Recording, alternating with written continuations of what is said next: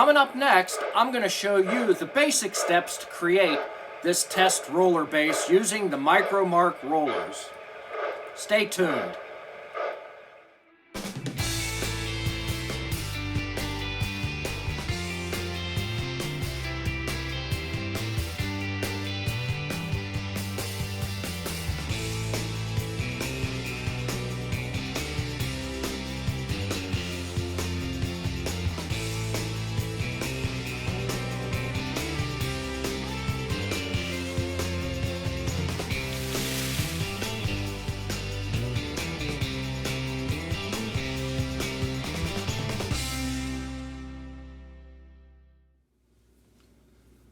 Welcome back to the channel if you're a subscriber, and just welcome if you're new or came across this video.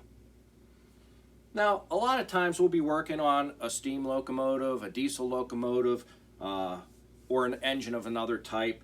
You got the show off, you want to test it, but you don't want to drag it over to the layout.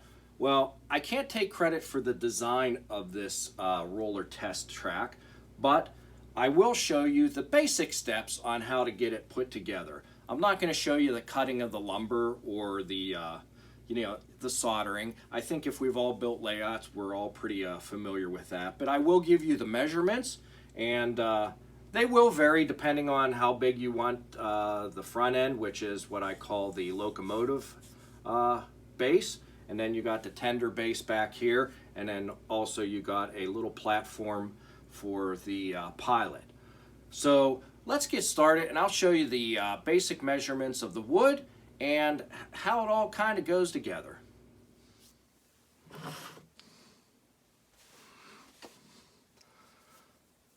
All right, so let's talk about the bases a little bit. All this wood, the tender base, the locomotive base, and the pilot base are 3/4 inches high. So from here to here, 3/4 inches, another 3/4 inches here, and this is 3/4 inch. And that is all based around the Micromark rollers. They're a little bit higher than 3/4 inch, but for all intensive purposes, 3/4 inch rise on each one of these works really well. So my locomotive base is, again, 3/4 inches high, 5 inches wide, and for mine, I made it 45 inches long. I found that it fits nicely on my work table and fits pretty much any locomotive I have, steam or diesel.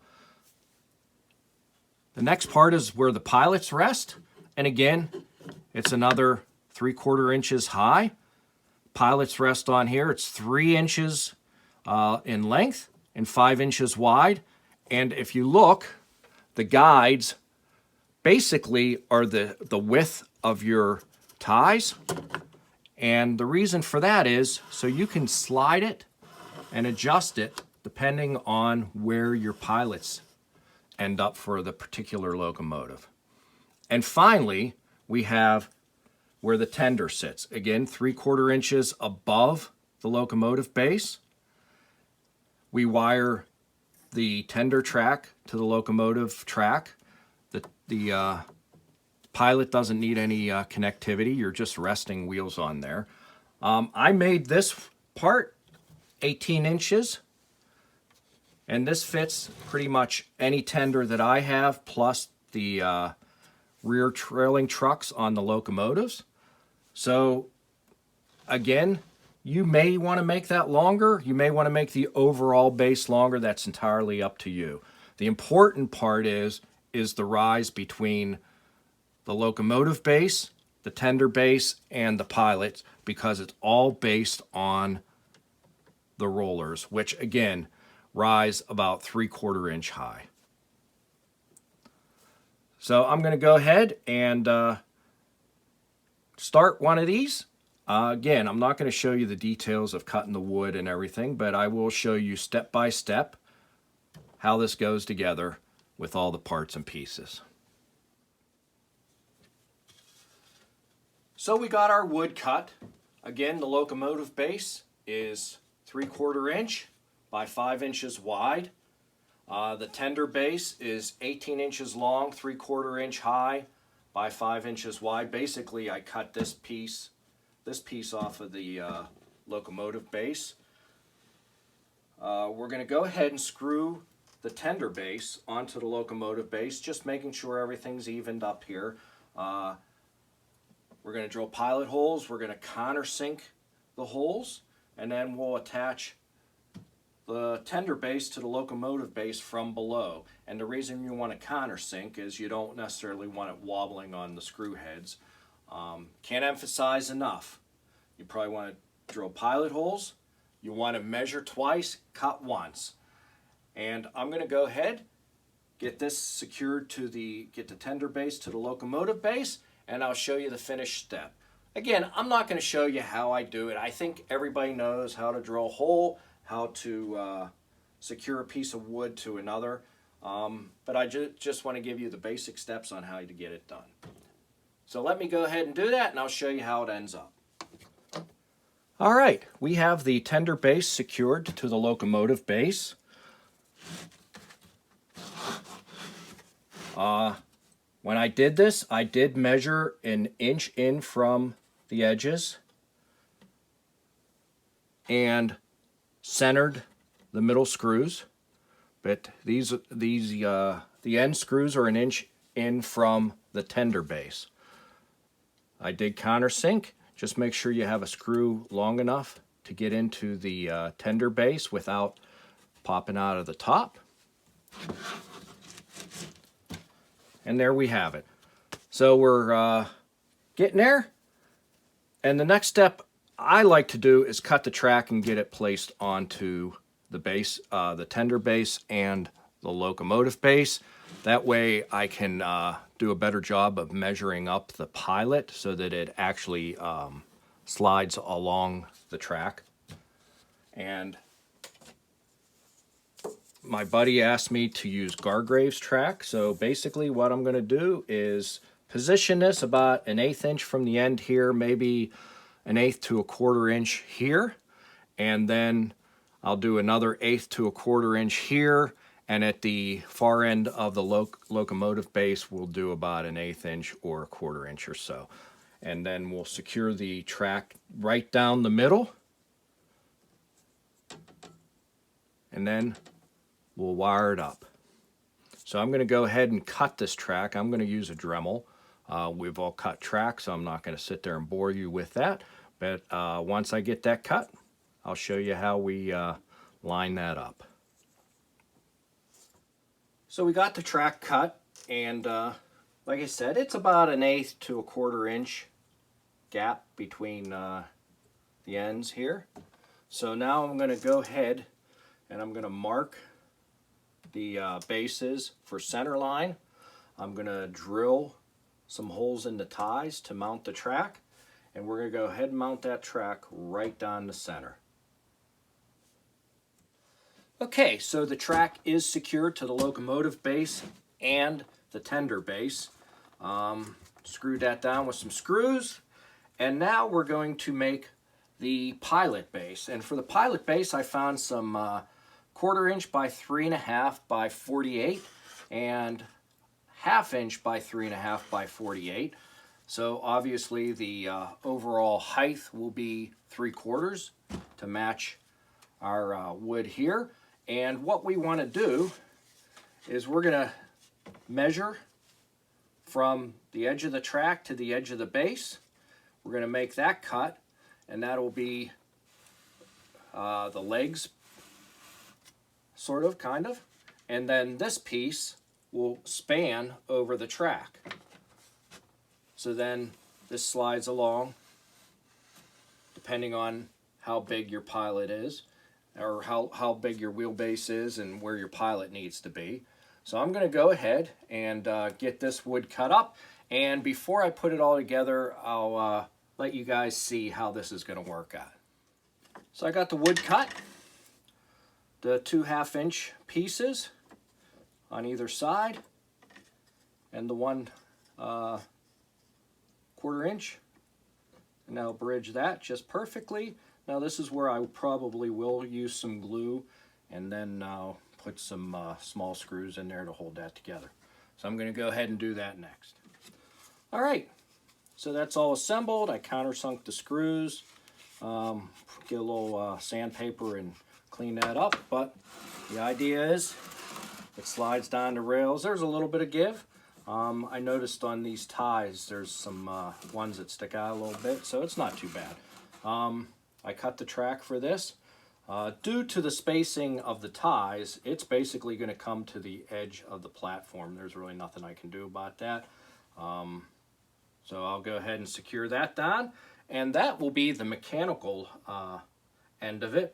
And all we'll have to do is connect the upper and the tender and the locomotive base together, and then I join the outside rails on the tender side of it, because that's where I usually power from. So I'm going to go ahead and put that on, and then we'll get a close-up of where I'm going to solder, and then we'll probably be pretty much done. So let's get that secured and get this wired up. So for this, I'm using some wire that I got from work. It's 16 gauge. You could probably use 18 gauge here. I don't really think that's going to be a problem. I doubt you'll be drawing much current. So basically the idea is to connect the outer rail to the outer rail, center to center, and outer to outer. Again, we're not going to connect anything to the pilot base because it doesn't really need power for any reason. So we're going to go ahead and do that, and when I'm done I'll show you. I think you all know how to solder. Hopefully you've been doing trains long enough that you know how to solder, so I'm not going to bore you with me doing the solder iron. So let's go ahead and get this done, and I'll show you the results. Okay, so I got those three soldered. I chose black wire just to keep it a little bit more aesthetic. Try to keep them as short as possible. Sometimes they just get a little long. You can just bend them in. You want to keep them out of the way of anything like the tender and stuff like that, and wheel and the risers, the rollers. But so now we got electrical contact between the locomotive and the tender platform base, and now all I'm going to do at this point is just, I'm going to turn this around first of all,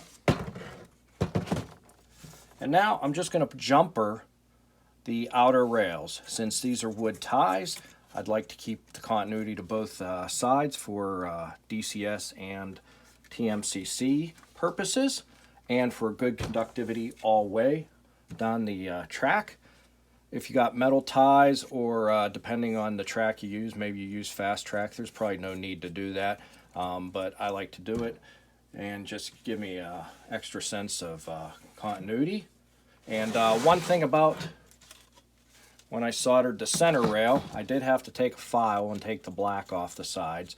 But I like to try to keep it on the side and keep it as tight as possible. Kind of try to keep it as neat and just out of the way of anything that might be rolling along here. So I'm going to go ahead and put that jumper on, and that will pretty much finish it up, and we'll wrap up this video.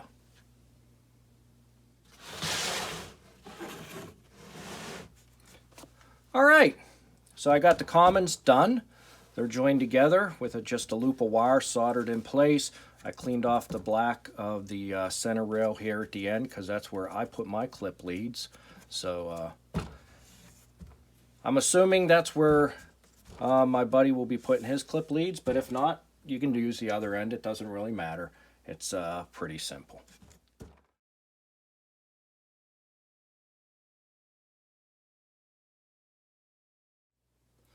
There you have it. Just a quick overview of how this is built. I'm not going into the details of cutting the wood and screwing down the track and cutting the track, and we've all done that if we're building layouts. But I did want to show you the step-by-step overview of this. Now, again, the most important step, or most important part, is keeping this 3/4 inch distance from the engine base to the pilot base to the tender base. That is all dictated by the height of the roller, which are O-gauge rollers from Micromark. 83417 is that number.